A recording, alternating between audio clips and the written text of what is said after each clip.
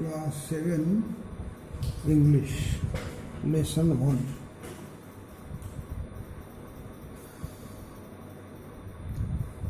इसके पहले हमने पढ़ा कि उस संत के आश्रम में जहाँ राजा उसके झोपड़ी के सामने की ज़मीन खोद रहा था, संत से अपने प्रश्नों के उत्तर पाने के लिए बार बार निवेदन कर रहा था।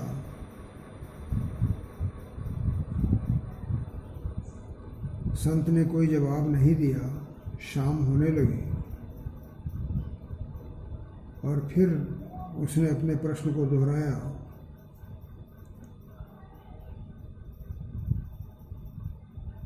और तभी ये देखा गया कि एक आदमी उधर दौड़ता हुआ आ रहा है और जहाँ वो राजा और वो संत थे वहीं आकर आदमी गिर पड़ा। इन लोगों ने उसे देखा तो वो घायल था, उसके पेट से रक्त बह रहा था। राजा ने उसे साफ किया, झोपड़ी में ले गया, फिर से उसकी ड्रेसिंग की, रात को ले जाकर उसे झोपड़ी में सुलाया संत की सहायता से, और स्वयं भी वहीं सो गया क्योंकि वो मेहनत करने से थक गया था। सुबह उठा, राजा की पुनः भेंट हुई उस घायल व्यक्ति से। उस घायल ने राजा को धन्यवाद दिया, आपने मेरी जान बचाई है। राजा ने कहा कि मैं तो आपको जानता नहीं, इसमें धन्यवाद देने कोई बात नहीं है, मेरा कर्तव्य था, मैंने उसको किया।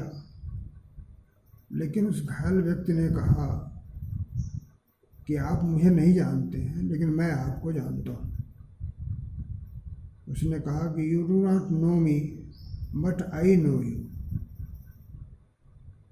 And the question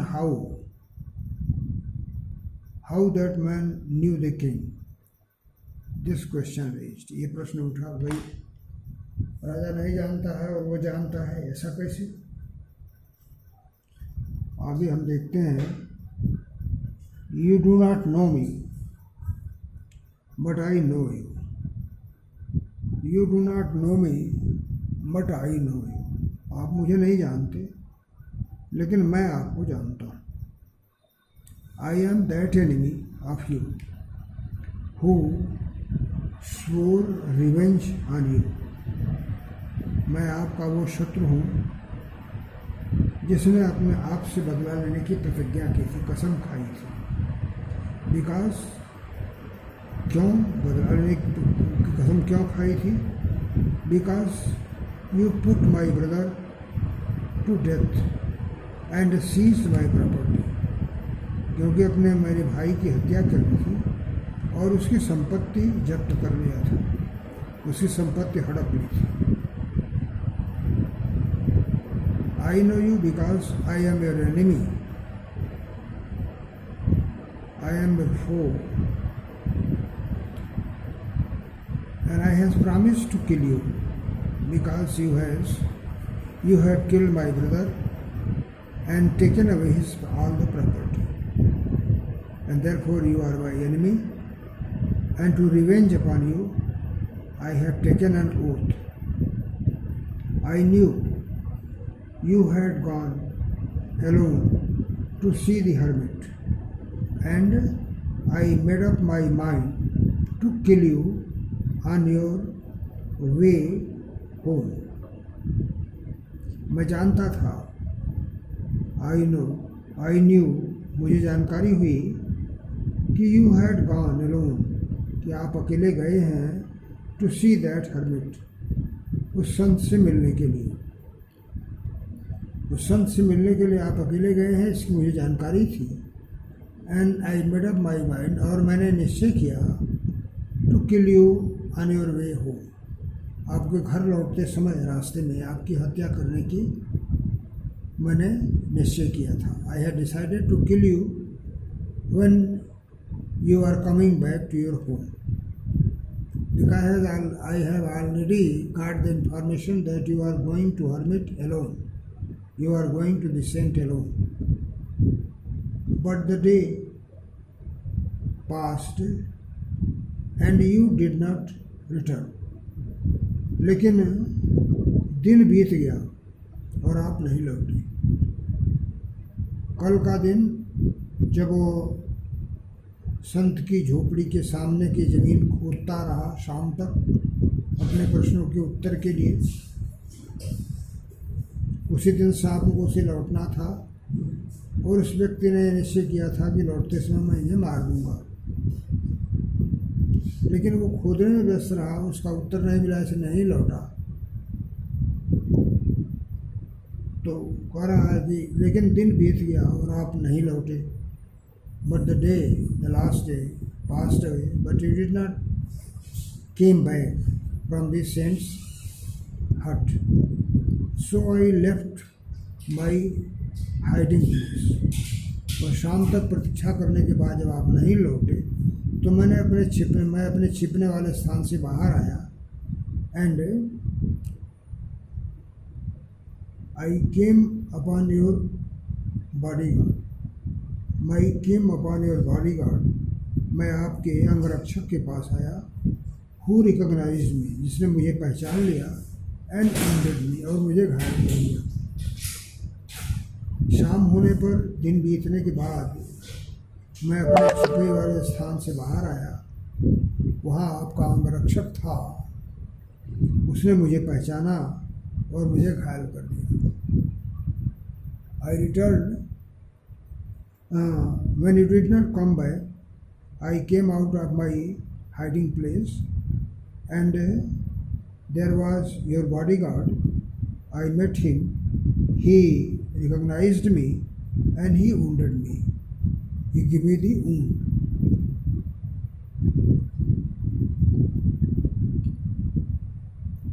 I escaped from him, but I should have died if you had not dressed my wounds. मैं वहाँ से तो बच गया, उसे घायल होने के बाद भी मैं वहाँ से बच के भागा, लेकिन अगर यहाँ आने पर आपने मेरे घाव को बांधा नहीं होता, उसकी ड्रेसिंग नहीं की होती, उसका उपचार नहीं किया होता तो मैं मर जाता। और इस तरह से आपने मेरे जीवन की रक्षा की है। I saved anyway from your bodyguard and ran towards the hut. Here I found you. You helped me. You dressed my wounds, and in this way you saved my life. I wished to kill you, and you have saved my life. मैं आपको मारना चाहता था, लेकिन आपने मेरे जीवन की रक्षा की है। I was full of enmity against you and I wanted to kill you, but you have saved my life. Now, if I live, अब अगर मैं बच जाता, अगर मैं जिंदा हो जाता हूँ, तो I will serve you as your most faithful servant. अगर मैं बच गया तो मैं आपके सबसे विश्वसनीय सेवक की तरह सेवा करूँगा। I will prove myself to be most faithful servant and will serve you throughout my life and will order my sons to do the same. और मैं अपने बच्चों से भी कहूँगा कि वे ऐसा ही करें। And I will ask my sons also to serve you after my death. Forgive me. मुझे क्षमा करिए. You please excuse me. Please pardon me. Because I had the feeling of enmity against you, but you have saved my life.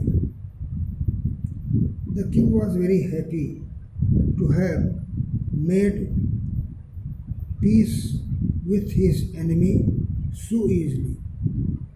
राजा बड़ा खुश हुआ क्योंकि उसने इतनी आसानी से अपने शत्रु को मित्र बना लिया था। इतनी आसानी से उसका शत्रु जो उसके जान को मारने वाला था वो उसका मित्र, उसका सेवक बन गया, और इतनी आसानी से केवल एक घाव का उपचार कर देने के बदले में वह मित्रता का वादा कर चुका था। He has made his enemy, he has turned his enemy into a friend so easily, and for this act he was very happy. And to have won him over as friend, और उसे एक मित्र के रूप में जीत लेने की खुशी थी उसको। And the king was very happy because he has made him his friend. He not only forgave him but said he would send his servants and his own doctor to look after him. राजा ने कहा कि मैं केवल आपको क्षमा ही नहीं करूँगा, मैं आपकी सेवा के लिए अपने सेवक भेजूँगा और अपना डॉक्टर आपकी उपचार के लिए भेजूँगा। The king said that I forgive you,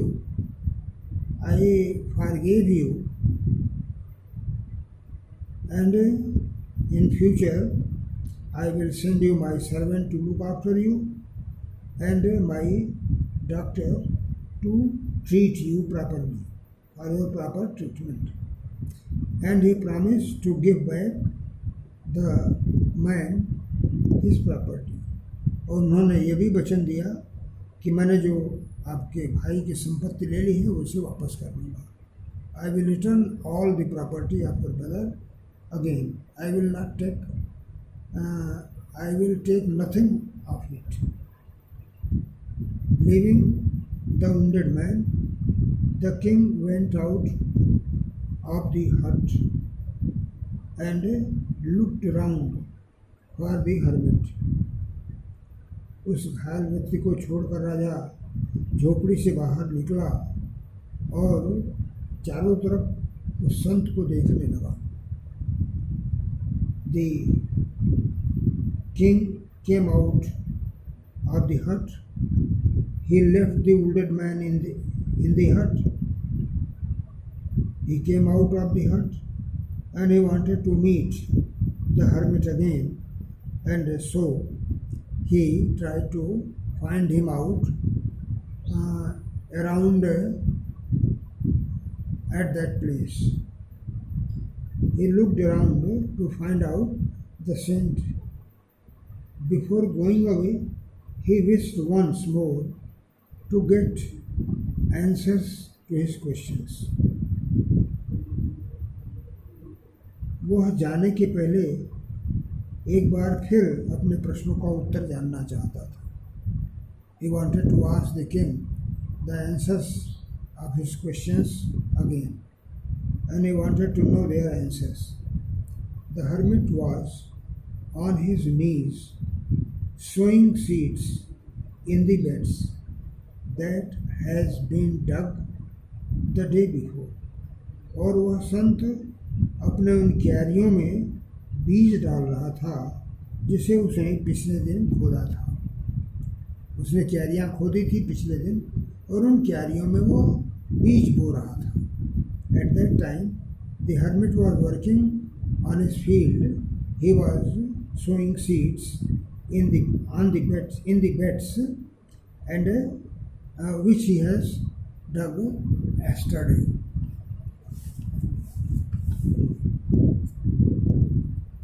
The king went up to the hermit and said, राजा उस साधु के पास गया और उसने कहा, For the last time I beg you to answer my questions, wise man. उसने कहा कि अरे बुद्धिमान व्यक्ति, आप मेरे प्रश्नों का उत्तर फिर से दें। ये अंतिम बार मैं आपसे अपने प्रश्नों का उत्तर पूछ रहा हूँ। This is the last time when I am asking you for the answer of my questions. You didn't respond to me. You didn't respond. You did not give the answer of the questions whichever I have asked you.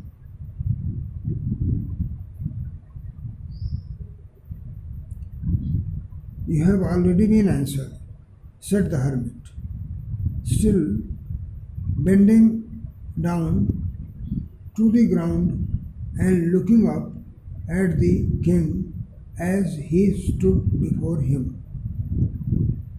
उस संत ने कहा कि आपको अपने प्रश्नों का उत्तर मिल चुका है।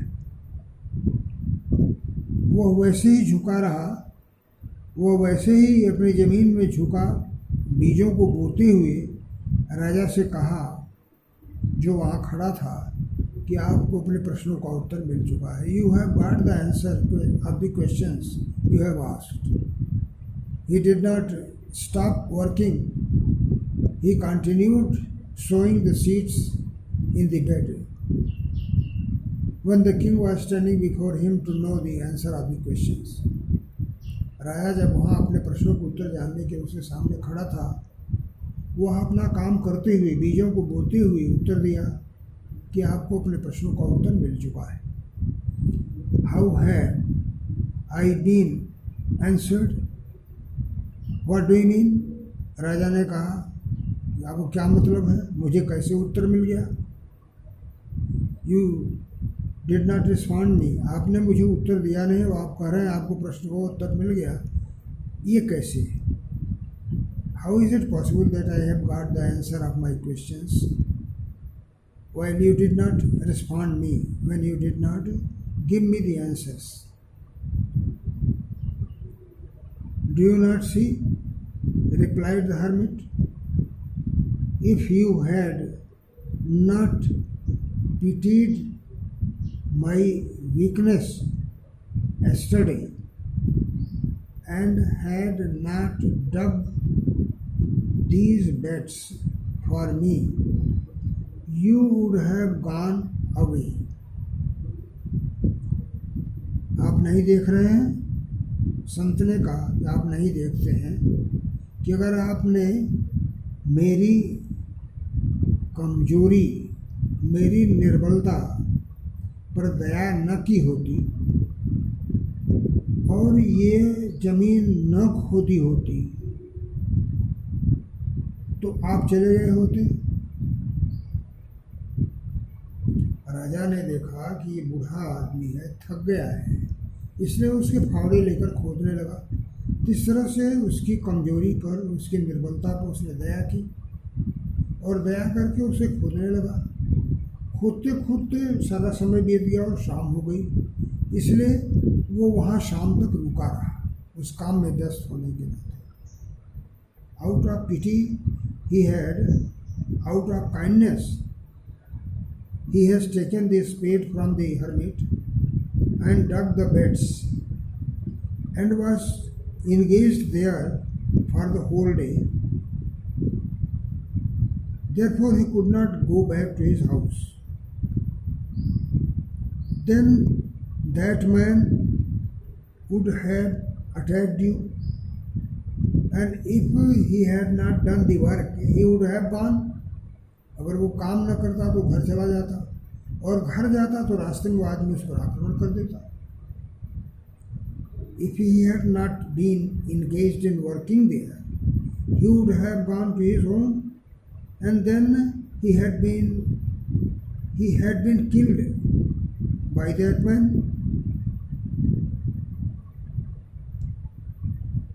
You had been, and you would have wished you had stayed with me.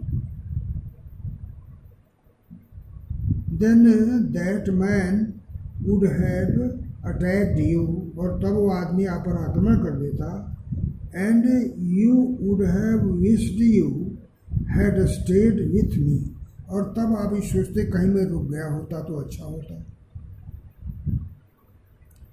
अगर आप लौट जाते और वहाँ उस पर आक्रमण करता, तब आपके मन में ये बात आती कि अगर मैं रुक गया होता तो इस आक्रमण से बच जाता।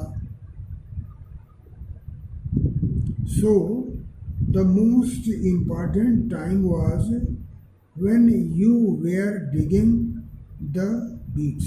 इसलिए सबसे महत्वपूर्ण समय वही था जब आप इन क्यारियों को खोद रहे थे।